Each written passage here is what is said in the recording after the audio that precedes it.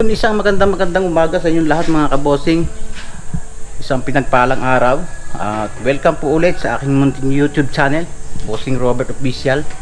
So, ngayon po ay araw ng linggo. Petsas June 16, 2024 at ang oras po ay 9:25 ng umaga. So, bago po ang lahat ay sana po ay hilingin ko sa taas na ang inyong laging kaligtasan saan man pong sulok ng mundo kayo naroon, mula Luzon, Visayas at Mindanao, at kahit andyan kayo sa ibang bansa mga kabossing. Yan po ay lagi po natin hinihiling sa ating lahat para maging masaya ang ating ang ating pang-araw-araw na kabuhayan. So ngayon mga kabossing ay June 16.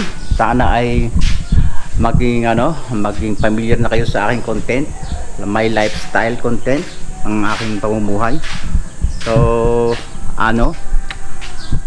at nais ko pong batiin ang lahat ng mga fathers, mga tatay, mga ulirang ama na happy Father's Day. At mula po doon sa mga irresponsable at responsableng magulang, mga tatay sa ating mundo, ay binabating ko rin po kayo ng happy Father's Day. At sana bilang isang ama ay maging, kung hindi man tayo naging responsable sa ating mga asawa, ay maging responsable po tayo sa ating mga anak bilang isang ama, bilang isang haligi ng tahanan mga kabossing. Ayan mga kabossing, at ngayong araw na ito ay humihiling po uli ako na sana isamahan nyo ako, na alam naman ninyo weekly lang yung yung video ko, yung vlog ko. So yan po talaga ang aking time. At pag araw po ng mula Monday to Saturday ay talagang nasa trabaho po tayo. Doon po tayo nakapokus. At alam, hindi man lingid sa kaalaman nyo na itong pagbablog ay talagang isa po sa nagiging aliwang ko lang. So kung tayo po ay papalarin at ma-monetize, so I think mga kabossing, by September mag-iisang taon na ako. Sana po ay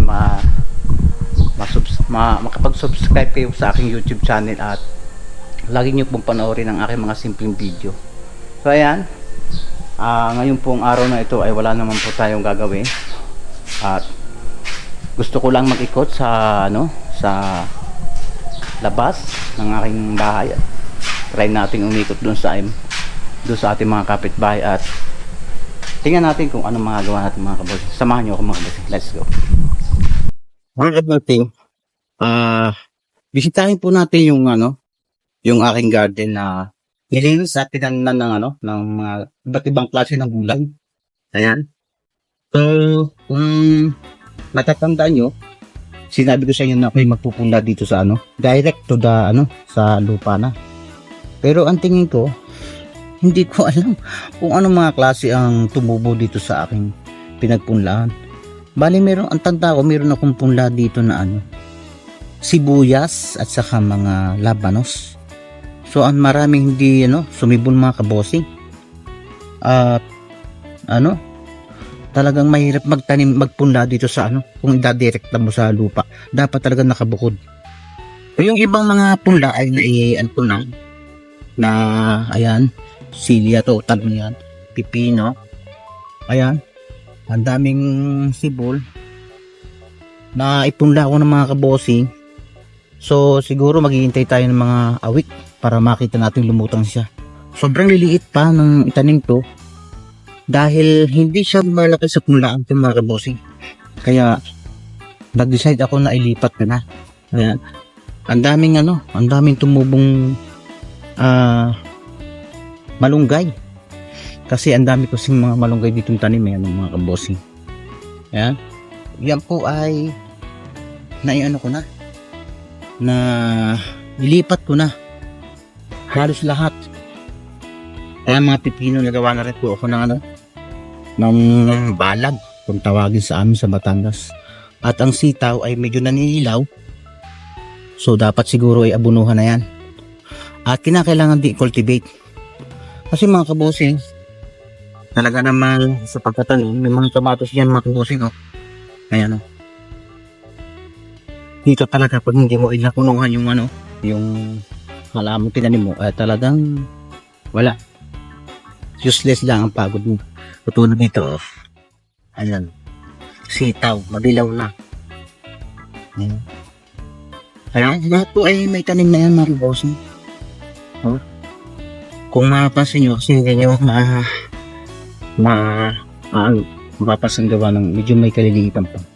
So balikan na natin after hour siguro. Pag lumutan na siya, at nilinisin ko yan mga bossing. Sayang po naman ang hirap natin dyan.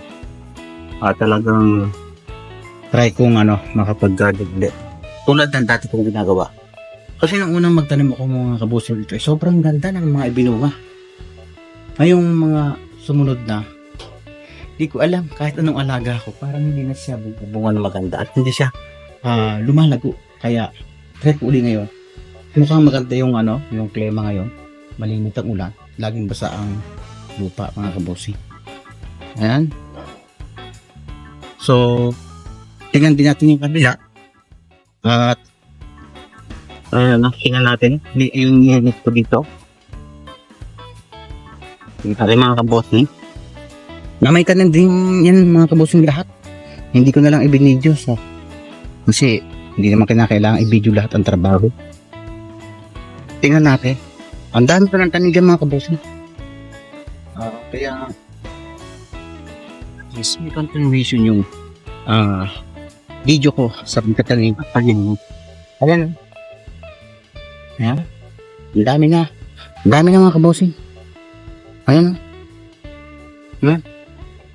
Hanggang doon mga kabossing. Ayan. Talagang pinuno ko yan ng tanim. Kamatis mga kabossing. Talong. Mayroon din ako mga sitaw dito. Ayan. Talagang dapat di sigurong diligan. Ayan. So yan lang po naman talaga ang trabaho natin pagkaling ko. At yan talaga ang alam kong proseso doon sa paghahalaman. Kaya antabayanin natin yung mga susunod. Kung ano nagiging resulta ng ating tanim ng gulay dito mga kabossing. Kaya mga kabossing, bala ko rin sa araw na to ay bawasan ko itong dahon ng puno ng akasyang to. Sobrang lago. Ayan.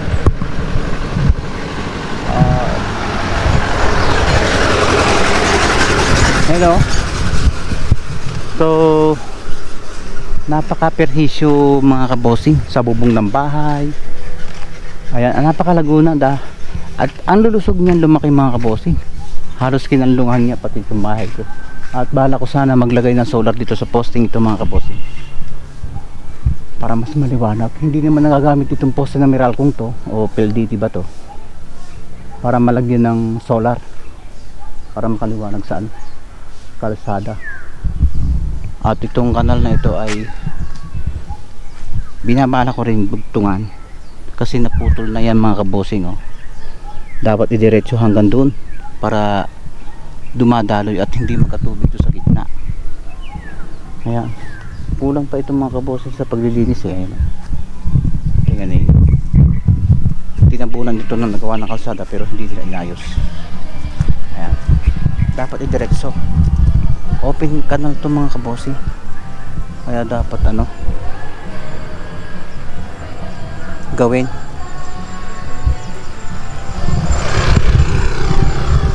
Tingnan natin. Pasunin natin yung garahe.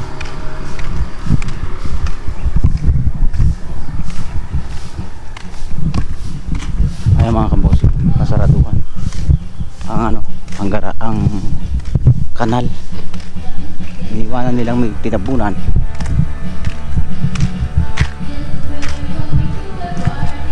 Dapat diretso yun.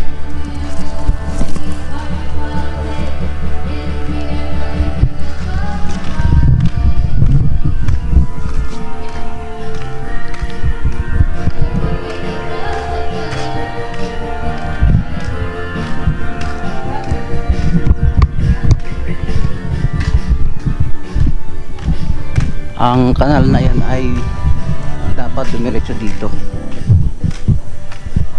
Mga kabosing, ang village na ito ay ano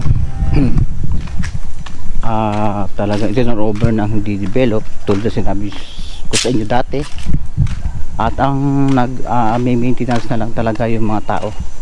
So meron naman ngayong OWA at may mga maintenance, pero hindi nila nagagampanan ng mas maayos gawa ng mayroon pong mayroong dispute sa mga opisyalis dito na hindi matapos-tapos. Ayan, dapat binubuhay ang kanal na yan diretso pababa mula doon para maging maganda ang takbo ng tubig, lalo na kung naulan. At ang gilid ng garahe ko ay napakasukal na rin. Ayan sobra na nakakatakot na rin sumuot.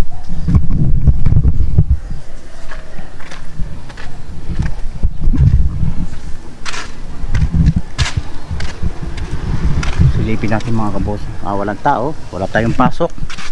At itong kabilang gilid, ayan, umaakyat na yung mga damo. Katakot sumuot din mga kabosing. At ito palang talisay na ito mga kabosing ay hindi rin magandang puno sa tabi ng bahay, lalo pag taglagas at tagbunga. Tingnan naman ninyo nagiging hitsura. Lagi ko nalang winawalisan yan tuwing pagka makalwahan at hindi mo nalinis ay napaka dumi, nilalangaw mga kabosing.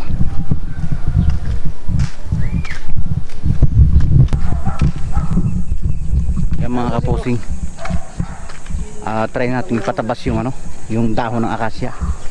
Perhisyo kasi kumuha tayo ng tagatabas. Ibang muna yan. Oo, para maging maliwanag dito.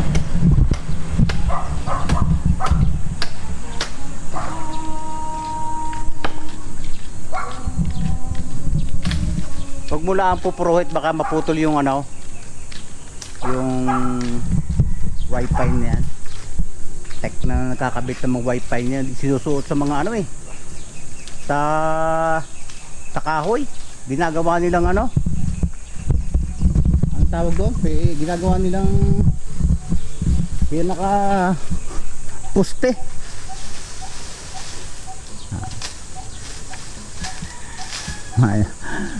Maya wala nang wifi ang iba dyan. Wifi yan kaya pag may ilang buwan pa yan, wala na yan, hindi na kaya yan. Sobrang lusog kasi ng mga akasya dito.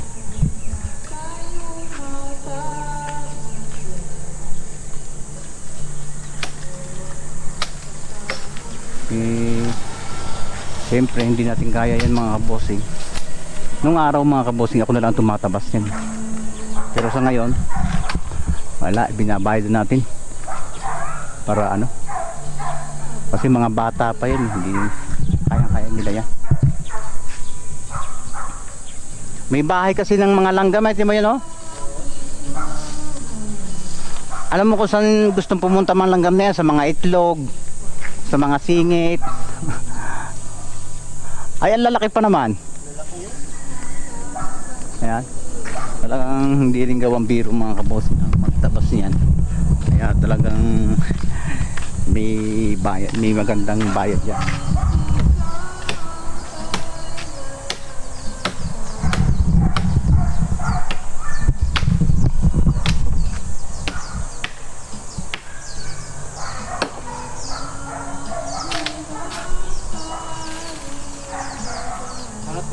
Itaas-taas mo tayo para hindi maputol.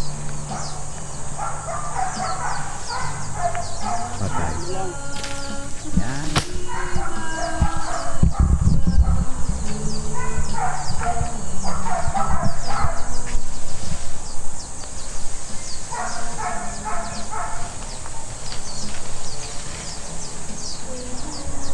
Napabayaan ko rin yan mga kabosing.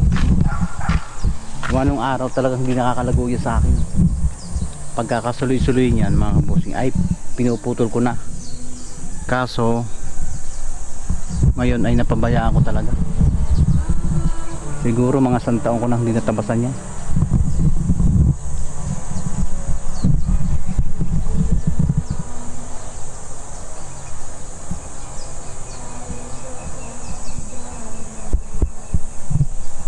Ito yung mga linya ng wifi eh. Yung mga naglilinya ng wifi dito, wala naman silang pakialam eh. Basta makapaglinya at makahingi ng bayad.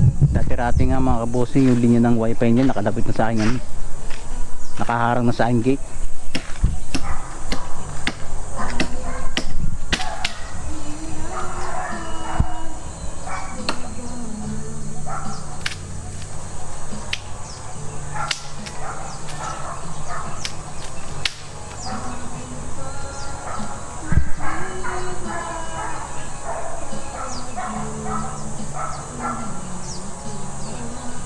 Putulin mo kaya, ay baka naman lalong hindi matanggal, no?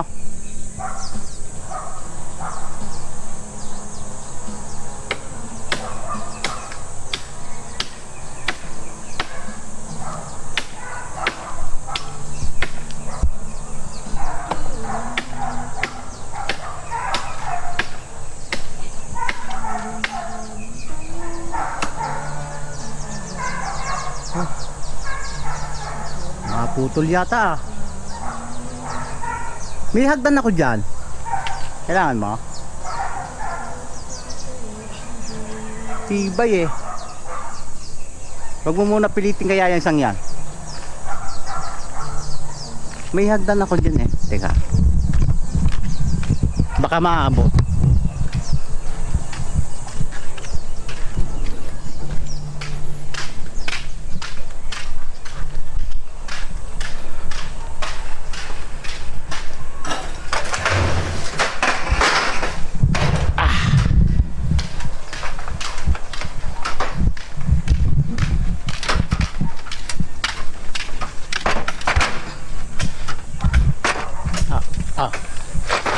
Kung makakatulong ka na.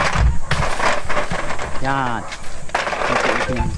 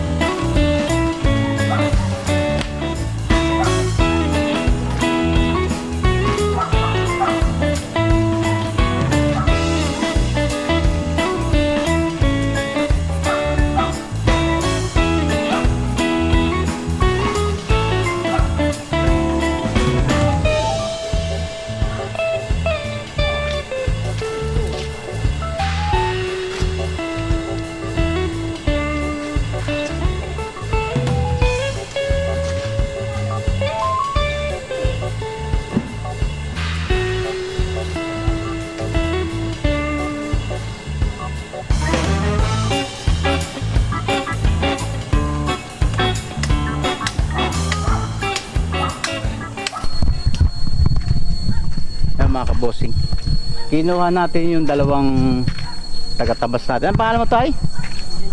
Ha? Junjun at si ha? Mark Jan. Mga bata pa kasi kayang-kaya nila yan. At habang pinapapak yung mga itlog nila ng langgam ay yan ang hindi natin kaya. Ang langgam dito mga kabosing ay ano, kakaiba. Ayan o, nagbabahay sila sa mga ano. Ayan. Ang tapang pa niyan. Salang magalaw mo yan, talagang mandadalit talaga. Buti na lang ang kagat niyan, hindi ano, hindi katulad ng ibang kagat ng langgam na para nag-iiwan ng sakit. Hindi yung katulad ng hantik.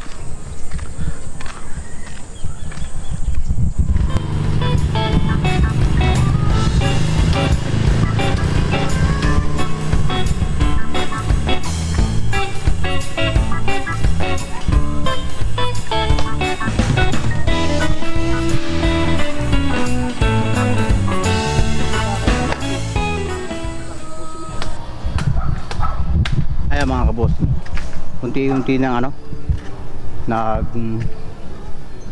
nauubos yung mga dulo. Ang mahalaga lang naman dyan ay yung mga dulo, para kung once na maglagay ako ng solar ay ano, masikatan ng araw para mag-charge ng solar. Pero kung yun ay inalagaan ko ng ano, ng taon-taon, hindi yan lalaki ng ganyan. Medyo talagang napabayaan ko rin mga kabosing.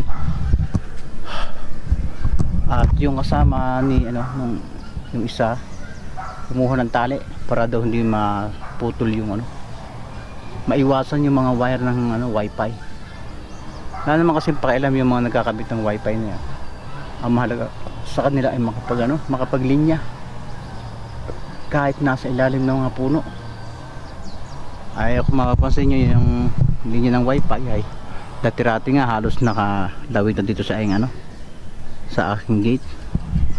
So pinakiusapan ko naman na kung maaari wag namang ayusin naman yung linya. Aayusin daw pero wala rin.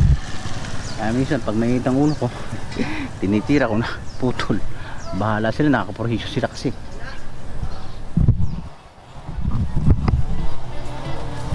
Yun, nadali mo.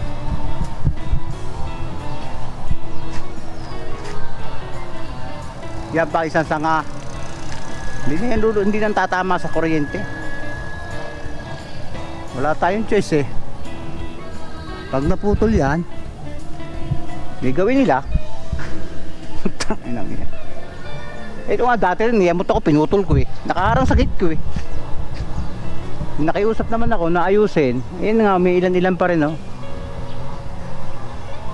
Ayusin daw, ayaw. Eh, problema nila yun.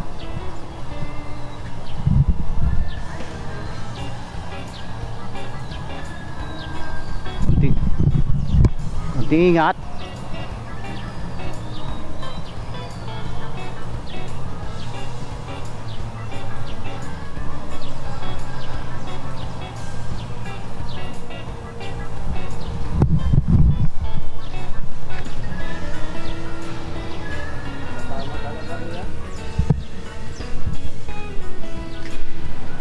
Okay, try mo.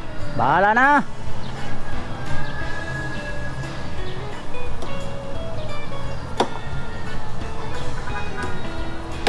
Lagyan mo lang ng konti sa ilalim.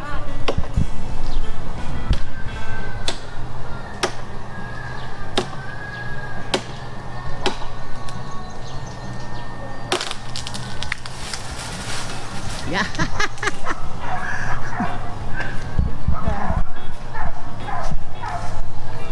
Kasi sa kanila, ang alam lang nila maglinis. Hindi na inaayos ang dadaanan ng kuryente nila.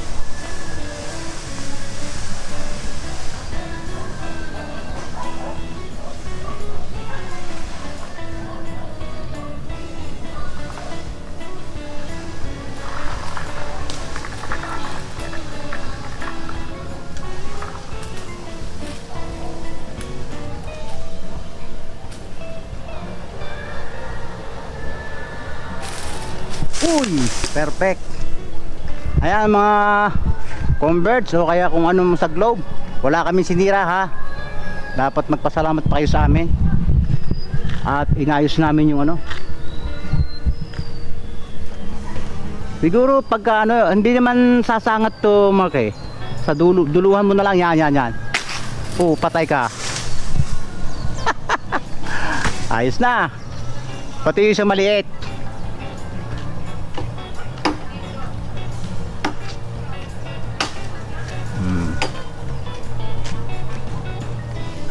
Tapos putulin mo rin yung dulo ng dalawang yan. Okay na yan.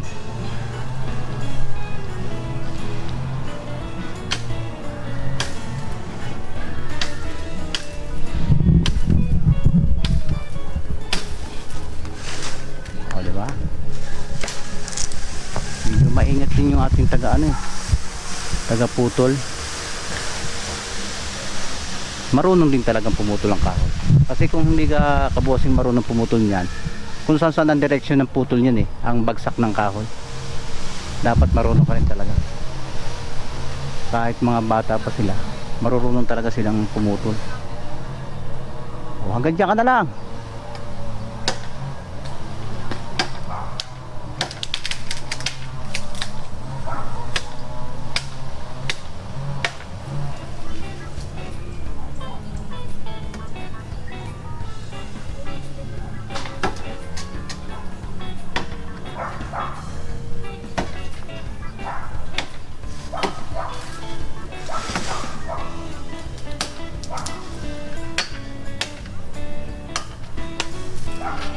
Kaliwa kasi ang itak na yan eh.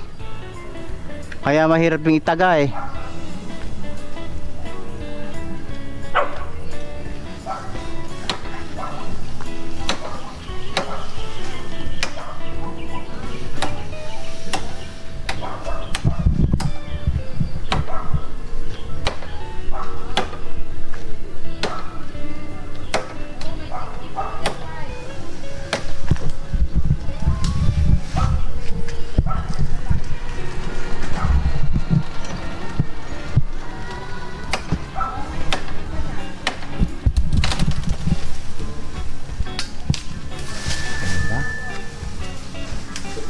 Isa na. Malaking bagay talaga yan pag naalis.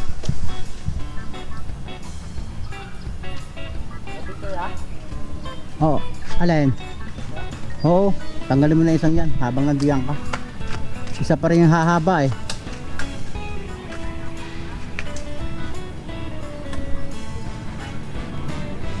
Yun talaga. Talagang dapat marunong kang tumagalan ng kabosing. Kasi pag hindi ka sanay pumutol dyan, tulad na sinabi ko, mawawalan na din direksyon eh.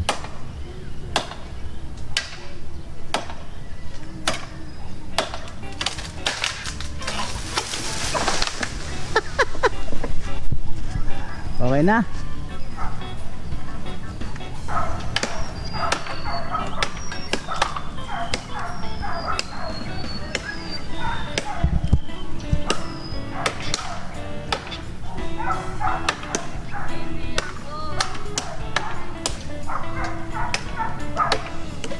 Wow.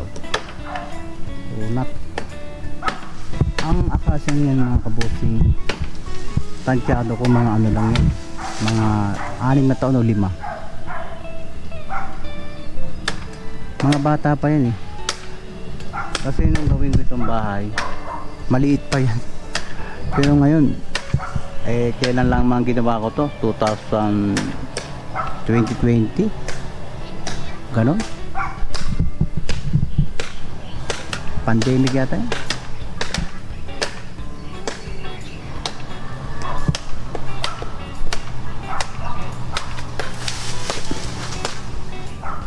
Idamay mo na yan, dalawang yan. Yan. Total naman, wala ka nang iiwasan dyan.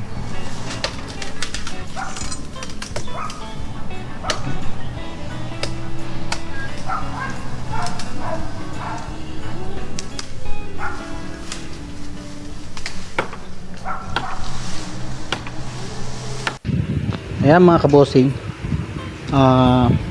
bumaba na yung yung nagtatabas.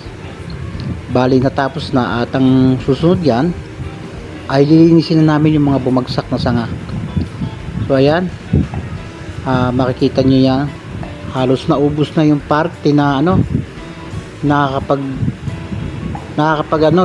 kanlong dun sa tapat ng bahay ko, at talagang yan ay binabalak ko na tabasin para malagyan ng solar. Malaking bagay yan mga kabosing sa pagkakaalis ng mga sanga yan. Nung pang summer talaga yan na dapat ko ay tabasin ko. Ang nagiging problema ay talagang wala akong makitang tagatabas.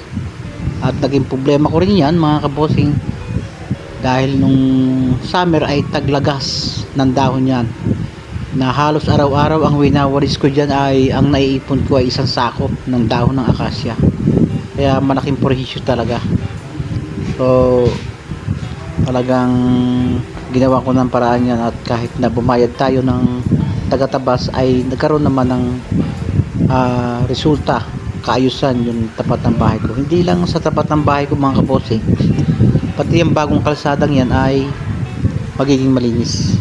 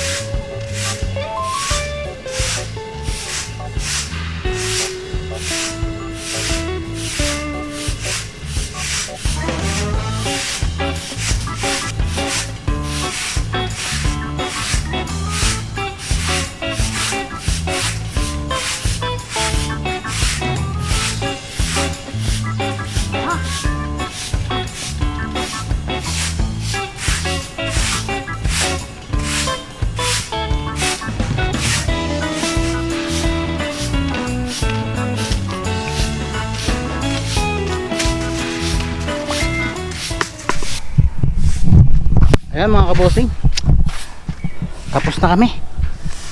Pagod. Ayan oh, diba ang liwanag? Napaayos na natin. Ito ay talagang matagal ko na binala, kaso wala akong makitang mga taga-tabas. Ngayon nagkaroon ako, nakatsyempo ako ng nagtatabas sa kapitbahay ko doon sa kabila. So kinuha ko, nagbayad na lang tayo para hindi tayo masyadong mahirapan. Saka talagang hindi natin kaya mga kabosing, hindi natin kaya umakyat yan. Madulas yan mga kabosing pagka ganitong tagulan eh. O diba, mapakaliwalas tingnan. O at nawalisan na rin namin para ano, hindi makadumunting na. Tapos din mga kabosing, liwanag talaga dito mga kabosing oh. Sa may paglikong ito nang matabasan siya, diba? Ang laking liwanag kasi dati-rate pagkagabi parang tinatambayan to eh ng mga tambay, saka yung ano, mga bata dito lagi tumatambay kasi malilim. So ngayon tatama rin sila kasi mainit na talaga. Isa mga kabosing ang ano gusto naming maayos yung kasal na yan, pati itong kabila. Bali galing labas to lahat eh, yung tubig dito. Dapat maayos itong kanal na to, dire-diretso yan ay hanggang doon sa taas na yun. Dapat maayos yan, kaso natabunan na eh.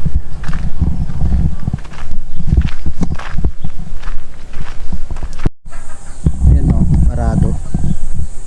Dapat maayos yan pababa kasi dito titilan. Ayan o mga kabosing, dapat malinis yan papunta doon sa bila.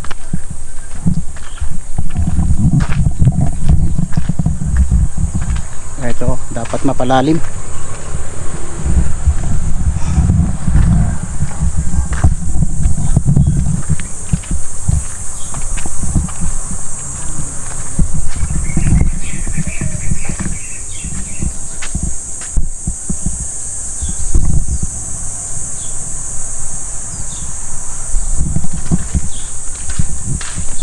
Vlogger ko ba, sir?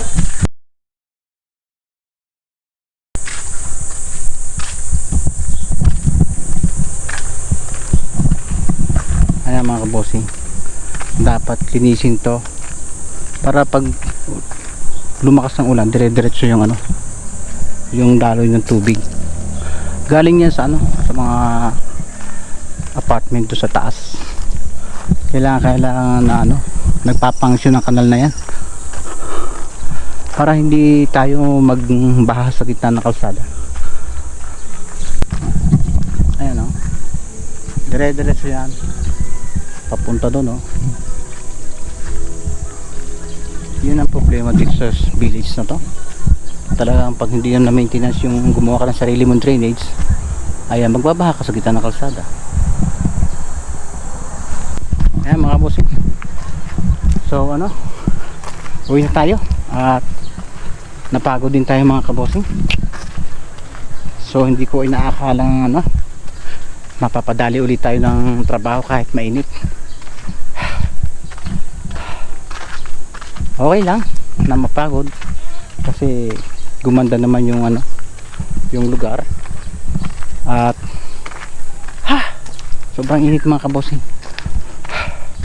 So ayan mga kabossing, dito ko na lang pinuputo yung ang video ko, yung vlog ko, at sana kahit papaano ay na-enjoy man naman kayo sa inyong pamamahinga.